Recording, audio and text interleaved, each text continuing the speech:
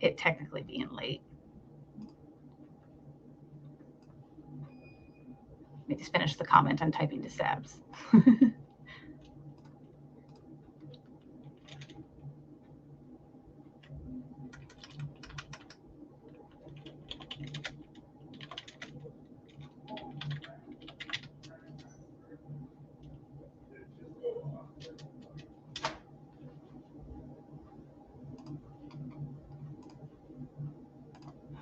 And then otherwise I'll hear an echo. So I have to pause it on like the Meet the Media account that I have open and the me account I have open.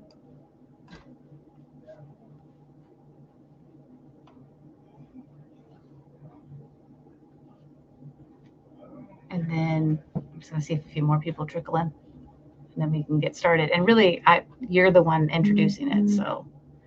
But if you want, I can say the, let's see if we can change some lines parts and then like shoot it over to you. Yeah.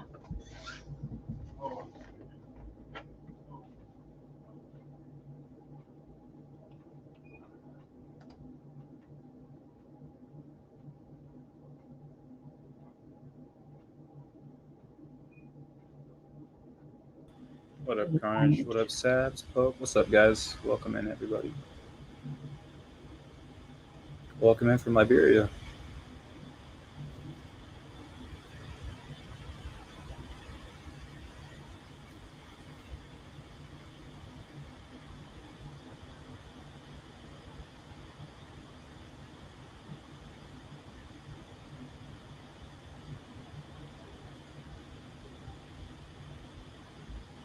All right. I think the gang's getting here, so we can get started.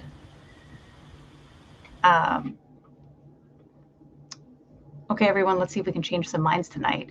Matt, what's on the agenda for our first segment? So first up, we're going to discuss Afghanistan.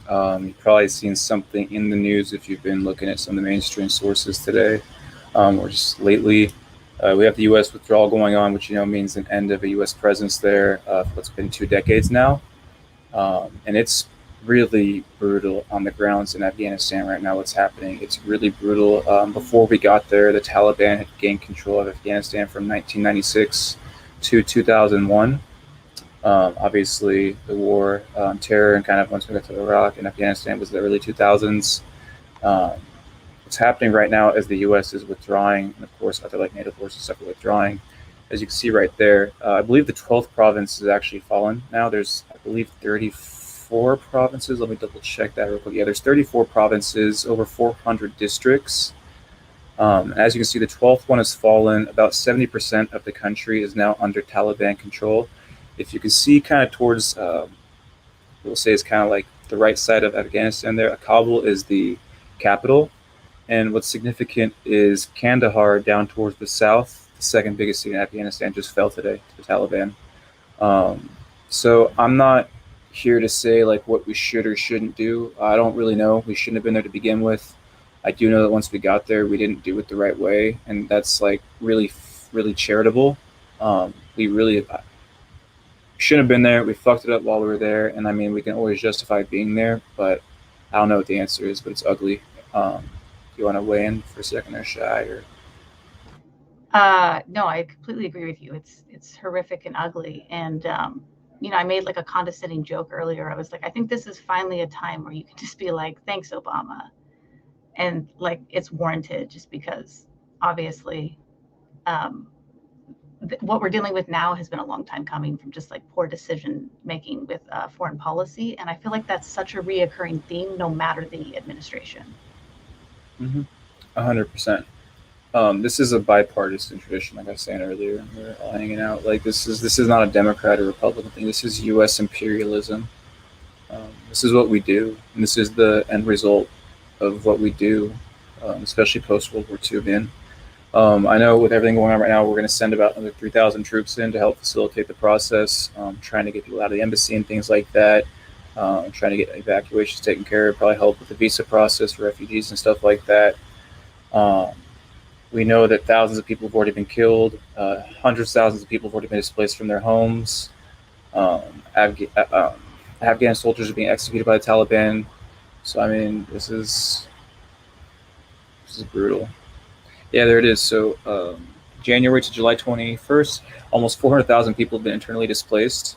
And that's just from, and if it says what, 75% of that came from about 10 of 34 provinces. So, I mean, what's going to happen by the time they gain full control? Because that's where I think it's heading. At their peak from 96 to 2001, they had about 90% control of Afghanistan, and they're at about 70%. And they're taking over aspects of the North more so than they did in their previous push. So I don't know, man. And part of the problem is the reason the Afghani. This is me kind of shooting for him, man. Take it from what it is. I'm not like an expert on this shit, but we didn't really set them up for success here. I mean, let's be real. How can you go in and rebuild a country's infrastructure after like decades of what was happening, like the previous wars and things, and try and set up a government, build a security force, build a police force when the people who are trying to build a police force don't even have like no one has like experience in building institutions, let alone like the practical like application which you're trying to teach them. Anyways, like these are soldiers. Um, so I mean, yeah, it was just really disjointed. It seems like we never had a coherent plan. Um, so I don't know. I feel like we just really failed this country. Yeah, and anytime that you have like a circumstance where you're gonna get a bunch of refugees, it's like really fucked up. But to have that circumstance happen during a surging global pandemic with like various variants, making it impossible for us to really determine what to expect, is just even more horrific.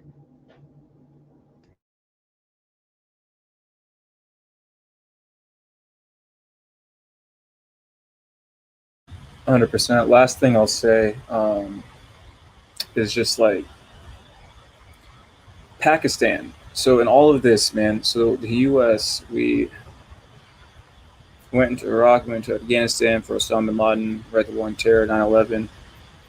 Pakistan escaped unscathed in all of this to some degree. And like someone pointed out, the key variable there is probably a nuclear weapon, right? So, and we know that right now Pakistan had involvement with the Taliban originally in terms of funding, training, things like that.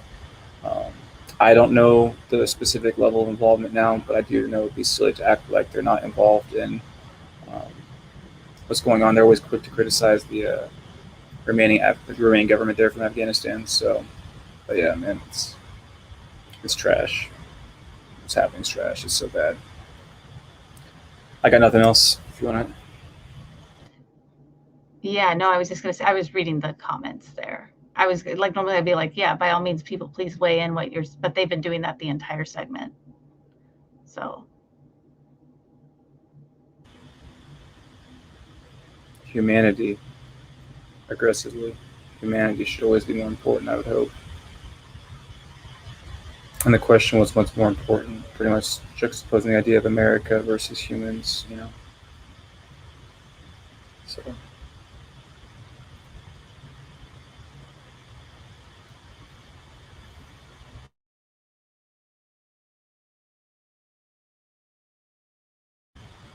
yeah, that's a good take. It has to be a UN action, if anything, because like at this point, since we've decided to pull out, we're not going in. Like what's done, it has to be. It has to be. I think UN. The problem is the UN is not a. I don't look to the UN as some kind of a credible, like, impactful, like body myself, man. So it's like maybe that's just like maybe I'm naive, but like I don't know, man. So, but I don't got the fucking answer on this one. Like I'm just trying to kind of highlight what's happening, make people aware of it. Don't overlook it because you can't become numb to this shit. This is our tax dollars. This is our representatives and what they've decided. This is it coming to an end. So this is like on us as a nation. So there's other players involved, no doubt about it, but you don't get to. I'm not gonna let people just ignore this one. So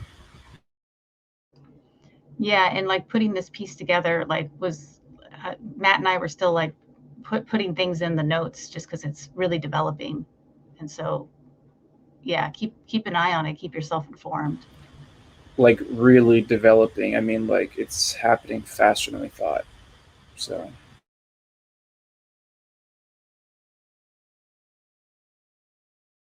yeah, you're like Yeah, Matt and I are both just waiting for the comments to wrap up. Oh, I forgot my book to help Spider-Man. Oh, There you go.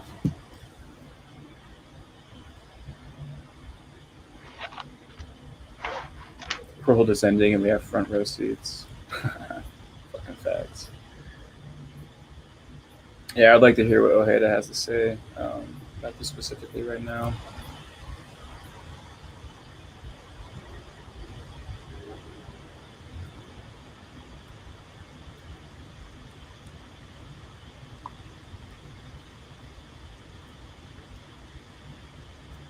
Yeah, Saz, we're just sending that 3,000 is going back in just to help facilitate the process of getting out because they are moving in so much faster than we thought. So they want to pick up the speed on that. Aggressively, that's kind of my position, man. Right? It's like we shouldn't have been there to begin with, but once you're there, I mean, like, and again, the problem is you can always justify staying there to some degree, but I mean, like, this is insanity. Like, I don't. This is. I don't know, man.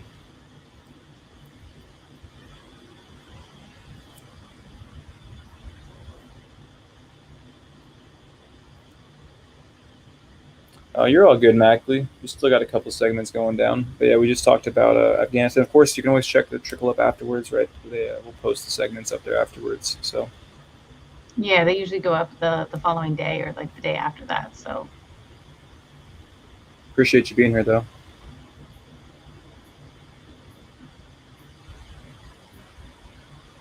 Yeah. So how about those guys too? If you have any, oh, I think he lost his connection. He'll be back. I think what he was going to say is if you had any more questions, to go ahead and put them in, but then we're going to move on to the next segment. And I'm not sure how much of a delay you guys have, but sometimes it seems like we'll ask something and it takes like a good minute and a half before it shows us. Yeah, we figured you just lost your connection.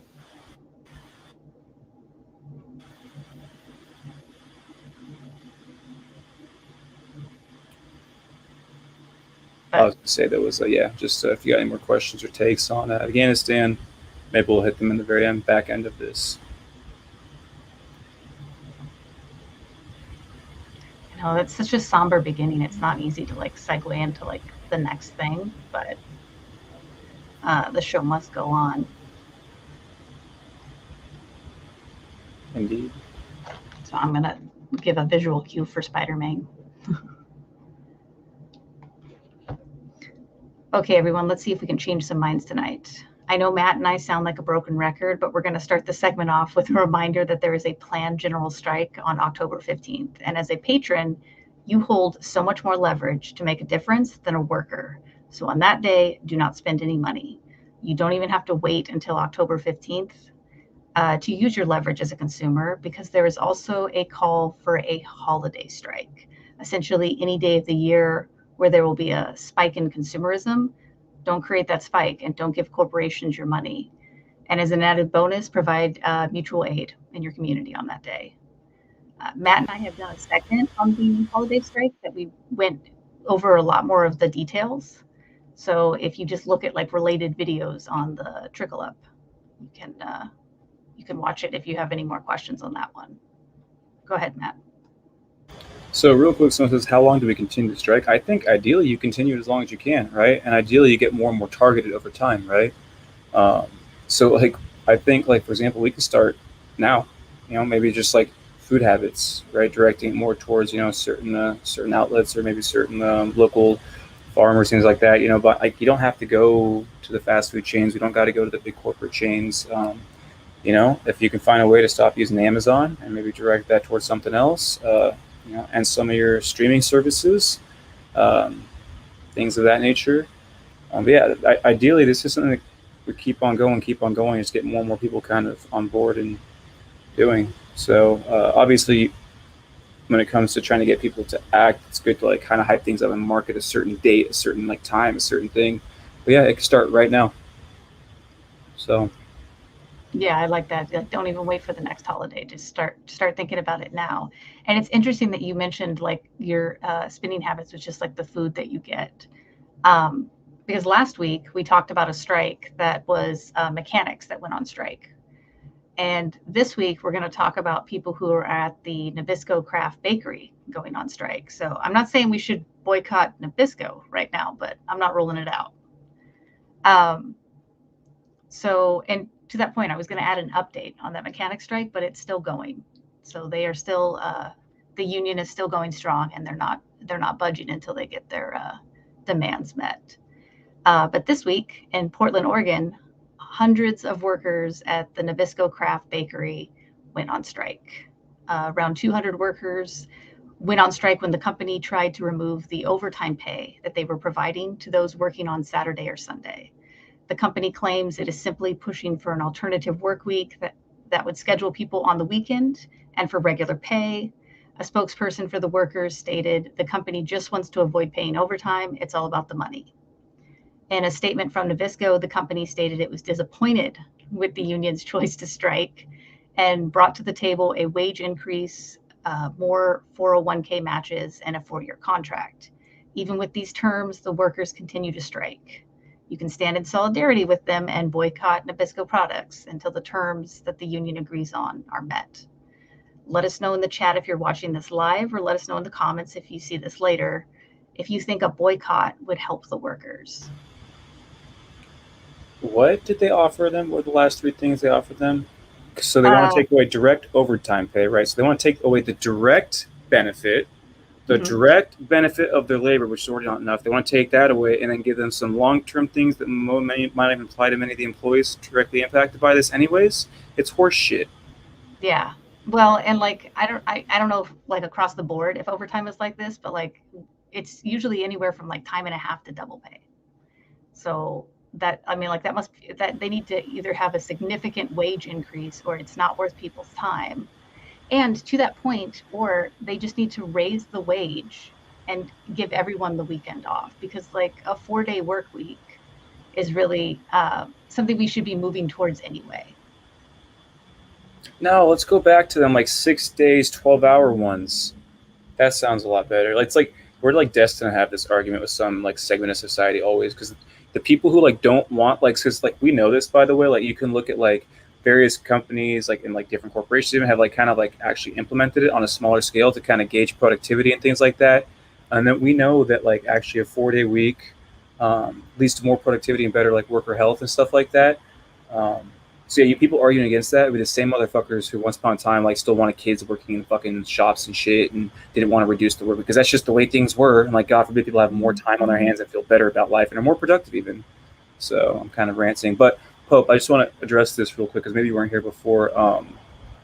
Yeah, that's why I think a consumer strike is really important, right? Because maybe not everyone's in a position to strike, right? Not everyone's in a position to be able to miss a day of work or even kind of risk angering management or something like that. Depends on the state you're in, stuff like that too. So that's why it's really on people who have the means to spend to really step up. So. Yeah, and I just want to address this comment because, like, as I was researching to do this segment, I was really disappointed that the company that was letting their workers down was Nabisco, because I had every intention of making a TikTok where I try lemon Oreos because of an inside joke with no use for names. So follow me on TikTok in case the strike ever ends and I get to make that TikTok, and follow no use for names over there too. If the strike ends, it means the revolution has come and there will be no Nabisco. Yeah, or they're going to pay their workers more. It may not be quite as exciting as you're describing it. And then I want to address this where like Sabs is bringing up a great point that like it's not going to just be like the cookies that are labeled Nabisco. Like they probably, well, it's Nabisco Craft too, for that matter. And so they probably have their hands in thousands of products. So again, like as a consumer, you can really stand in solidarity with these workers who are striking and just boycott everything that Kraft and Nabisco has their hands in. We talk about Nilla Wafers, Triscuit, Belvita, Wheat Thins, Chips Ahoy, Oreo. That's just a quick list. Ritz crackers, I think, Teddy Grahams, Fig Newtons. So. Yeah, they really have a monopoly on that cracker aisle. Like, I'm not gonna lie, I was disappointed, but not as disappointed as I was in them for not paying their workers better. Good save. Good save. That's the reality, though. It's like real talk, though. It does kind of suck to give up the little things that we do like, but like, think about what you're sacrificing and what someone else is sacrificing for you to have that, right? Weigh those two sacrifices. So, and every time you get rid of one thing you're attached to, it gets a little bit easier the next time and the next time. So, but yeah, I think that's as good as place as any to end it. And Sabs endorses those cookies, so now I'm even more upset that I have to wait to make that TikTok.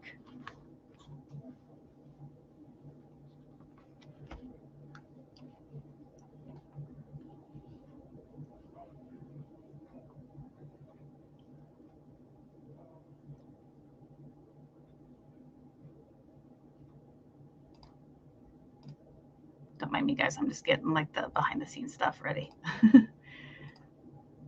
The basic income segment is kind of like a passion of mine, so it's somewhat takes me, yeah. I'm not saying I don't make all the segments put the same amount of effort in, but like sometimes this one gets a little bit of extra. Just want to make sure I set that up right. And yeah, to that point, Matt, I'll probably, take the lead on this one, and then I think that's for the best. Yeah.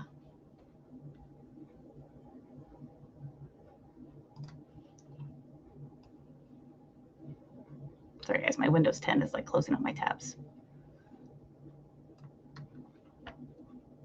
But yeah, it's a long one. So like, I guess like, yeah, just I'll hear the wind if you unmute your mic, and I'll know to stop talking. It's the little things like why we work so well together. So, okay, everyone, let's see if we can change some minds tonight. Matt and I like to have a weekly segment where we discuss what's new in basic income news.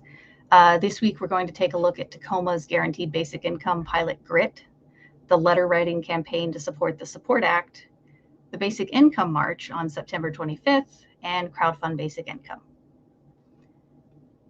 Tacoma's mayor, Victoria Woodards, has been talking about a basic income pilot since last year. This week, the city of Tacoma started accepting applications for a pilot called Growing Resilience in Tacoma, or GRIT.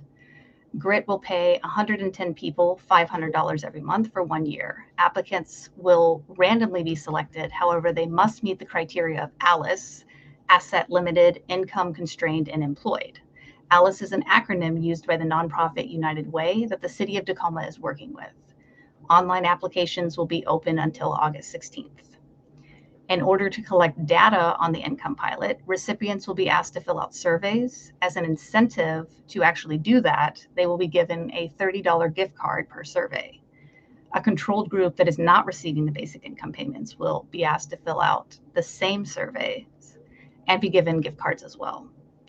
GRIT is one of 25 basic income pilots that are funded by Twitter CEO Jack Dorsey.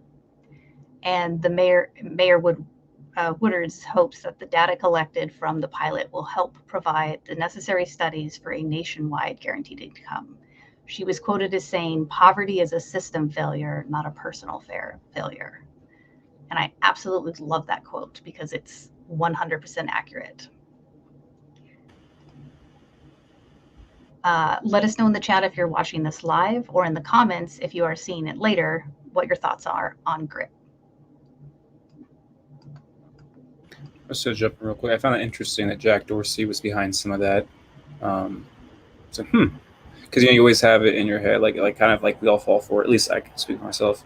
You always try to like remind people like things are nuanced in life, and it's a lot more gray than black or white. But in my head, big like tech moguls, and like they're pretty bad side. It's like, you're like trying to find the angle there, but like this is a good thing, I think. So it's like. Yeah, no, it's just a plot twist. He just is like really into like universal basic income, and like he just sees it for like what it is. So, yeah, to that point, like Elon Musk is also really into universal basic income, but I don't know of him funding any pilots. But I don't think he's really into it so much as he thinks it's inevitable. Oh, yes. I absolutely hate when it's described that way because inevitable makes it sound so negative. And it's like it also affects the timeline. Like it's not inevitable. It was required ages ago. So yeah, I found this really interesting with the survey thing and the gift cards because like on one hand, it's not just like here's $30.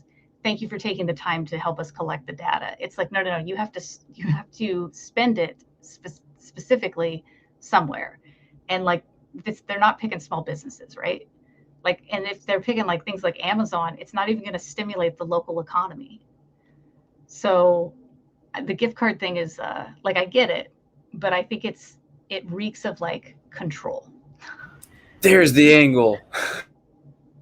Yeah. And then the whole thing where like that you have to fit the criteria of Alice.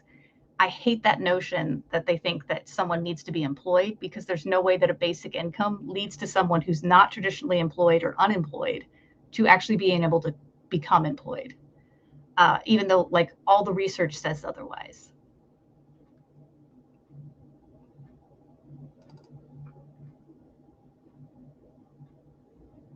It's gonna be good when Matt weighs in. I can tell that he's thinking. But yeah, otherwise I think it's great. Don't put that pressure on me, but no, it's just like it's just strange. Like everybody I know, like not everybody, most people I know, man, like always complaining about how they could like use this, right? They could use that, they could use this, they could pay off this, they could pay off this, right? And then it's like, look at all like the segment we just got done talking about at the very beginning, that really somber segment. Do you motherfuckers know how much money went into the Middle East from like 2001 on? We're talking trillions on trillions on trillions on trillions. And then right now we got a bunch of motherfuckers like losing their businesses. Like it's like, don't let them keep telling you don't have money for this. Like we don't even need pilots, honestly. Like pilots are good and I support pilots because like, it'll give us hard data. So I'm not like downplaying this. But like to her point earlier, it's like this is not something that's inevitable. It's like this is something that should have been done a decade ago. Like it's not some foreign concept. Like some of the founding fathers were talking about this to some extent. Like so, anyways. Yeah, Thomas Paine for sure. Yeah, Thomas Paine was like, I wonder if there should be like a financial floor, so that everyone has that opportunity to seek upward mobility. I guess I should read the comments before I go on to the next section here.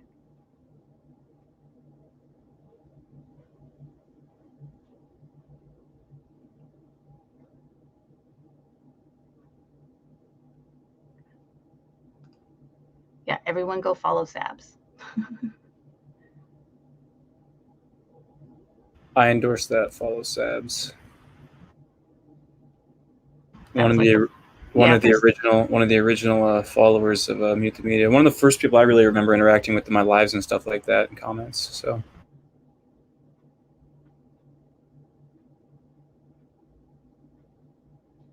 I kind of like that comment. So, Pope, here's my take on rights. I don't think there's any rights myself personally. Take this for this. It's just like my thought process. Because like, what do like people determine where their rights come from, right? Where do your rights come from? Because like when we talk about a right, we think it's like some fundamental thing that's like just guaranteed. So last I checked, if something was like this, like fundamental guarantee, we'd see it across societies or across cultures, like across like, all human, whatever that interaction looks like. And we don't see that. So that means that rights are probably determined by us. And so when it comes down to it, I don't really think it matters what framework you use, be it religion, be it economics, be it like a philosophy, be it, some little thing. Like in the end, like we determine what's right and wrong, and we determine what's like guaranteed, not guaranteed within our societies. So I don't think that like food, shelter, water, healthcare, and education are guaranteed human rights. I just think they're guaranteed human rights in a moral society that can provide those things, because we know it like leads to better outcomes as a whole. So it's like morality is this simple, man. I don't need like a God or a book.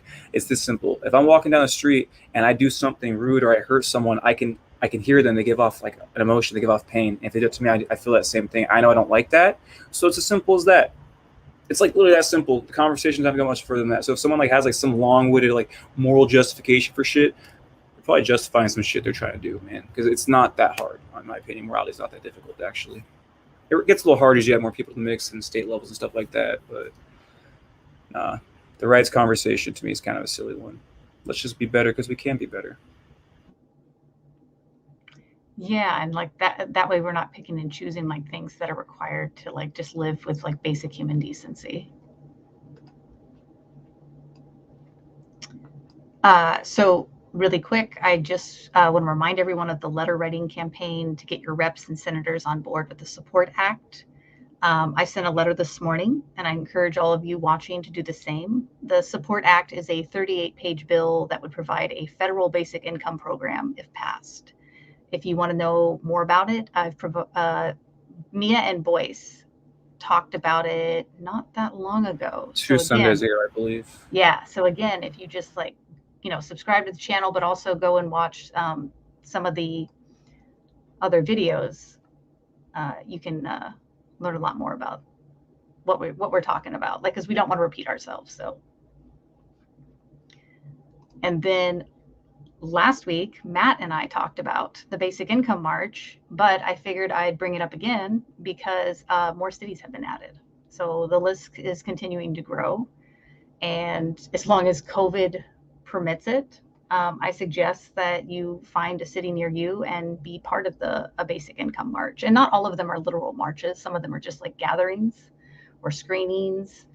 And to that point, was it yesterday or the day before, the co-founder of Income Movement, who puts on these Basic Income Marches, was actually on the Trickle Up. So if you haven't seen that, again, make sure you subscribe, and because Boyce has yet to cut it up, and or you can watch the full interview as well. And that's they also had Richard Ojeda on as well. Yeah, he's an advocate. Yeah, Ojeda, Richard Ojeda. Ojeda? I always say Ojeda. Is it Ojeda? I always get his mixed. But yeah, check it out, guys. Like, the Trickle Up's had a lot of pretty awesome content the last couple of weeks, guys. So go check it out.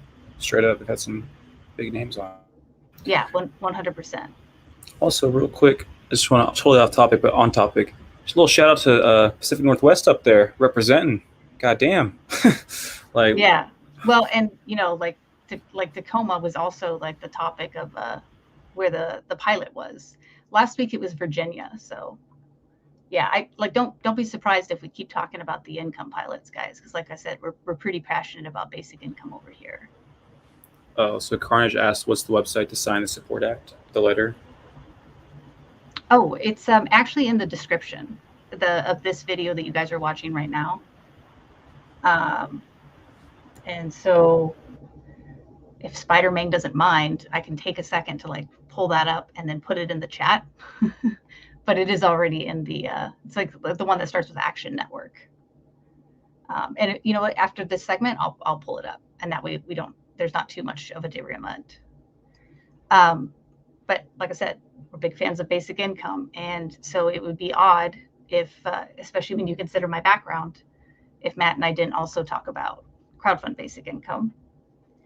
And I don't have a lot of updates this week, other than the fact that the list, we would like to expand it and have more UBI advocates on it who would receive a portion of the funds that were crowdfunded during the 10K race with Change the System and No Use for Names.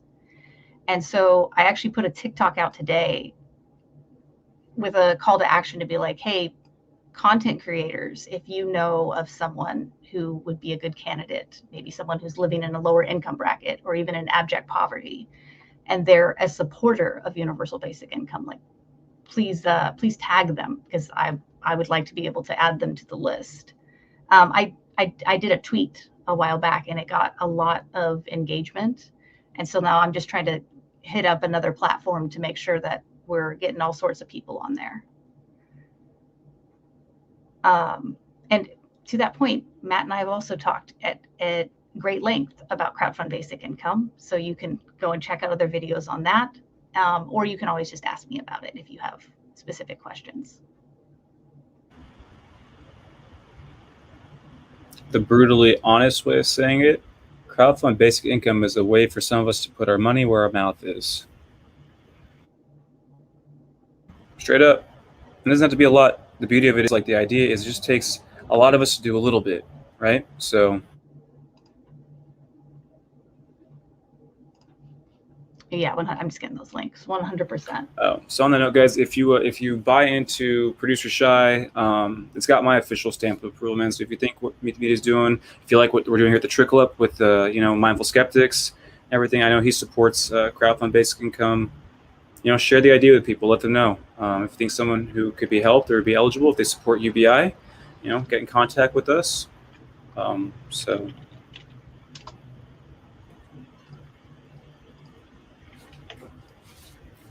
Spread the good word.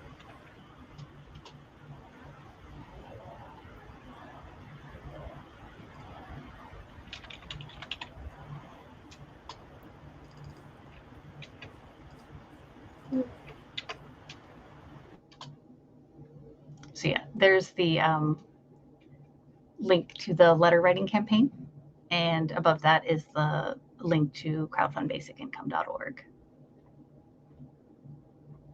And speaking of .orgs, if you guys haven't checked out meetthemedia.org, I highly recommend going to that as well, because it's a quick way to see all the different platforms that Meet the Media is on, including YouTube. And we're getting close to 1,000 subscribers, so subscribe if you haven't already.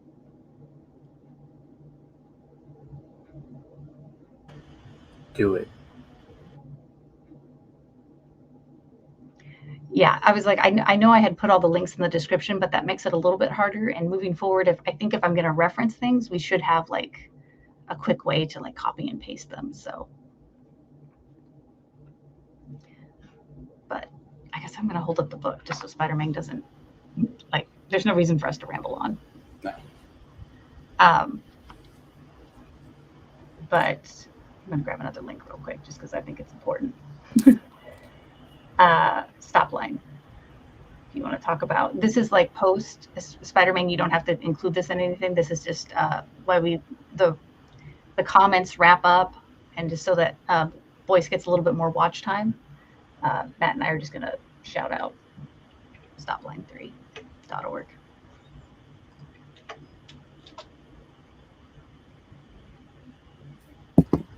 And if you have questions about that, like, there is like a 17-minute video on Meet the Media's YouTube channel that goes over that. A creator goes over that really well. And you can also ask Aggressively Liberal about it too, because he's very well versed in it as well.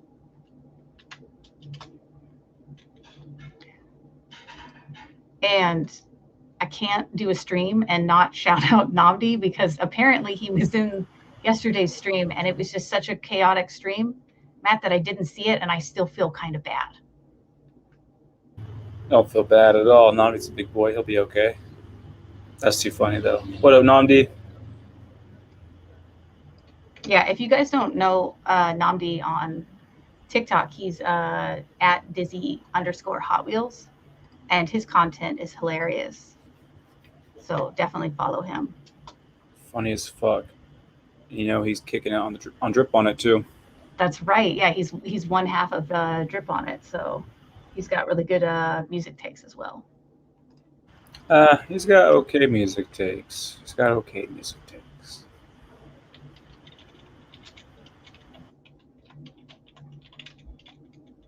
He has some things to say about Kanye that were a little, I don't know, Namdi.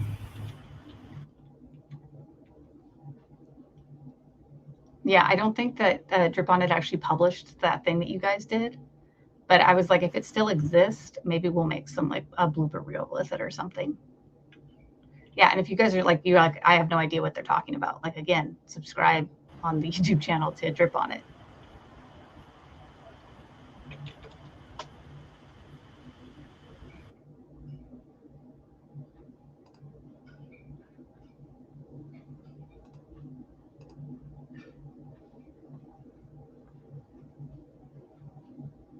I was going to make a joke about at the expense of Resist for Humanity, but he's not here to defend himself, so I'm going to refrain from that. But Resist for Humanity is the other half of Drip on It.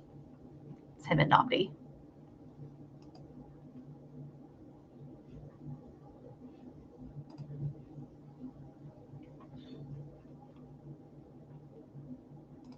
Hi, Namdi.